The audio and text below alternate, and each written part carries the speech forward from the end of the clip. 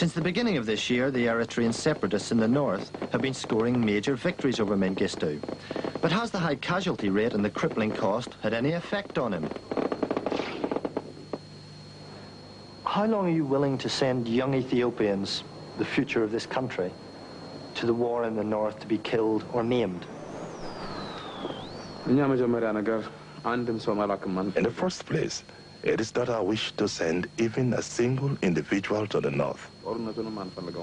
And we don't want the war either. We did not start it. We have inherited a very noble value from our forefathers, and that is the national identity of the country. So if there is a challenge against this supreme value, we have no alternative but to defend ourselves. The province of Eritrea stretches along the entire Red Sea coast, and without it, Ethiopia would be landlocked. The key port of Massawa was taken by the rebels in February, a major loss that also marked the end of a 9-month ceasefire. In the fighting that followed, thousands died. The Ethiopian army says 3,000 were killed. The rebels claim 10 times that number. Mengistu says he's not prepared to make any concessions on Ethiopian unity, whatever the price. There is no authority in Ethiopia, no leadership most certainly, which has the mandate to allow the emergence of an independent state carved off from Ethiopia. Whatever their sacrifice, we are ready to pay. Even if it means another 30 years of war? Even if it continues for 100 years. Are we to sign away the fate of our country?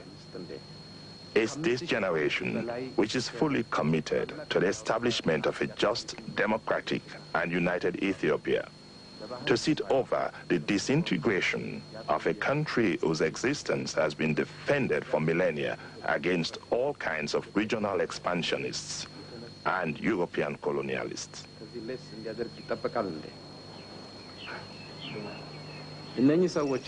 Supposing these rebels manage to capture the city of Asmara and declare independence, well, that does not mean that the war has come to an end. Never. It will never come to an end. If they have this illusion, they are fighting for the unending and interminable extermination of the people. Abandoned by the Soviets, Mengistu seeks new friends. Top of his list, the Israelis. Both have a common enemy. They believe Arab states are backing the Eritrean rebels. At issue is control of the strategically vital Red Sea. Our relation with Israel is not with the hope that Israel will replace the Soviet Union as an ally of Ethiopia. I do not expect that a treaty of friendship and cooperation between us and the Soviet Union would come to an end.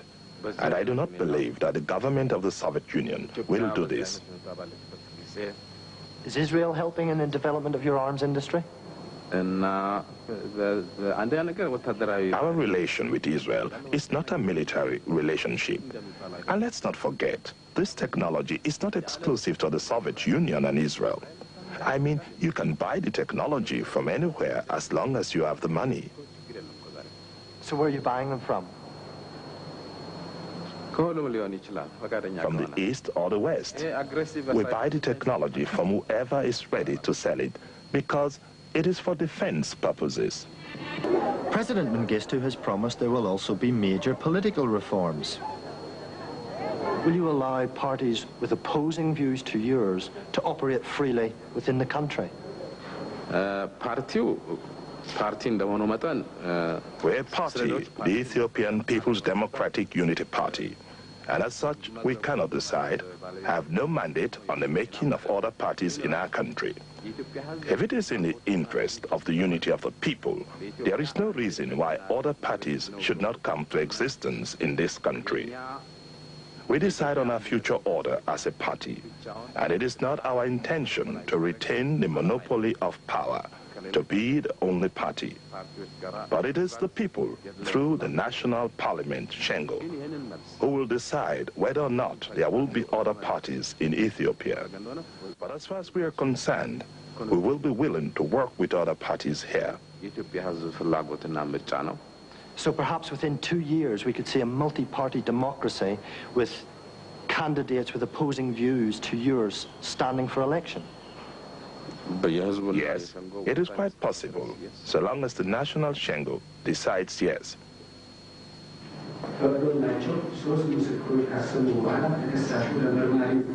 12 months ago, opposition to Mengistu was in the form of a military coup. 11 generals tried to unseat him. Now they're standing trial for their lives. These are the first pictures of their court-martial.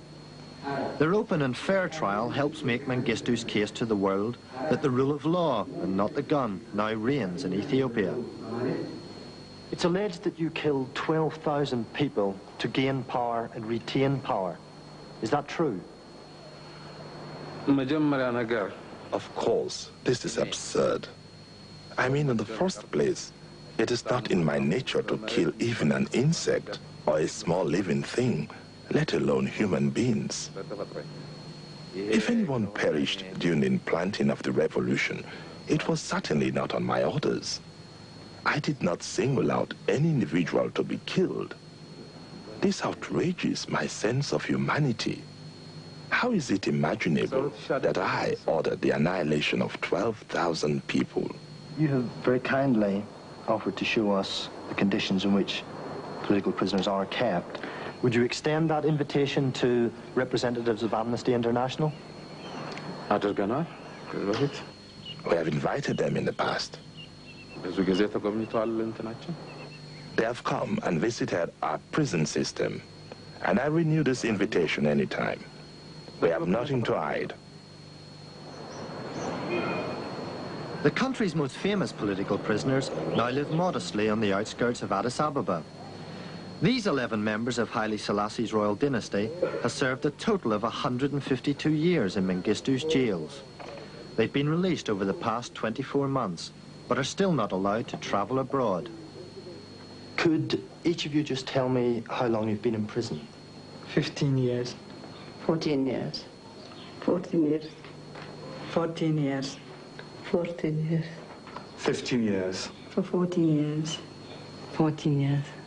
For 9 years. For 15 years. 14 years.